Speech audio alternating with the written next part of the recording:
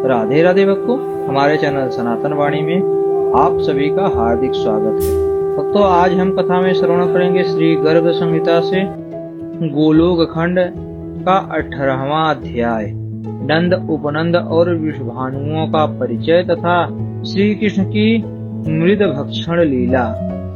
श्री नारद जी कहते हैं, मिथिलेश्वर गोपांगनाओं के घरों में विचरते और माखन चोरी की लीला करते हुए नवकंज लोचन मनोहर श्याम रूपधारी श्री कृष्ण बालचंद्र की भांति बढ़ते और लोगों के चित्त चुराते हुए से ब्रज में अद्भुत शोभा का विस्तार करने लगे। नवनंद नाम के गोप अत्यंत चंचल श्री नंद नंदन को पकड़कर अपने घर ले जाते और वहां बिठाकर उनकी रूप माधुरी का आस्वादन करते हुए मोहित हो जाते थे। वे उन्हें अच्छी अच्छी गेंदें देकर खिलाते, उनका लालन पालन करते, उनकी लीलाएं गाते और बड़े हुए आनंद से निमग्न हो सारे जगत को भूल जाते थे। राजा ने पूछा, देवर्षि, आप मुझसे 9 उपनंदों के नाम बताइए। वे सब बड़े सौभाग्यशाली थे, उनके पूर्वजन का परिचय दीजिए। वे पहले कौन थे जो इस भूतल पर अवतीर्ण हुए? उपनंदों के साथ ही वृषभानुओं के भी मंगलमय कर्मों का वर्णन कीजिए। श्री नारद जी ने कहा, गय, विमल, श्रीश, श्रीधर, मंगलायन, मंगल, रंगवल्लीश, रंगोजी तथा देवनायक ये 9 नंद कहे गए हैं, जो ब्रज के गोकुल में उत्पन्न हुए थे। वितिहोत्र, अग्निभुक, साम, श्रीवर, गोपति, श्रुत, ब्रजेश, पावन तथा शांत ये उपनंद कहे गए हैं। नीतिवित, मार्गद, शुक्ल, पतंग, दिव्यवाहन और गोपिष्ट ये 6 वृषभानु हैं, जिन्होंने ब्रज में जन्म धारण किया था, जो गोलोक धाम में श्री कृष्ण चंद्र के निकुंज द्वार पर रहकर हाथ में बेत लिए पहरा देते थे। वे श्याम अंक वाले गोप ब्रज में नवनंद के नाम से विख्यात हुए।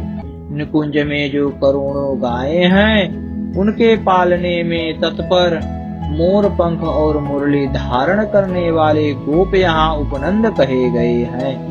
निकुंज दुर्ग की रक्षा के लिए जो दंड और पाश धारण किए उसके 6 द्वारों पर रहा करते हैं, वे ही 6 गोप यहाँ 6 वृषभानु कहलाए। श्री कृष्ण की इच्छा से ही वे सब लोग गोलोक से भूतल पर उतरे हैं। उनके प्रभाव का वर्णन करने में चतुर्मुख ब्रह्मा जी भी समर्थ नहीं है, फिर मैं उनके महान अभ्युदयशाली सौभाग्य का कैसे वर्णन कर सकूंगा, जिनकी गोद में बैठकर बाल क्रीड़ा परायण श्री हरि सदा सुशोभित होते थे।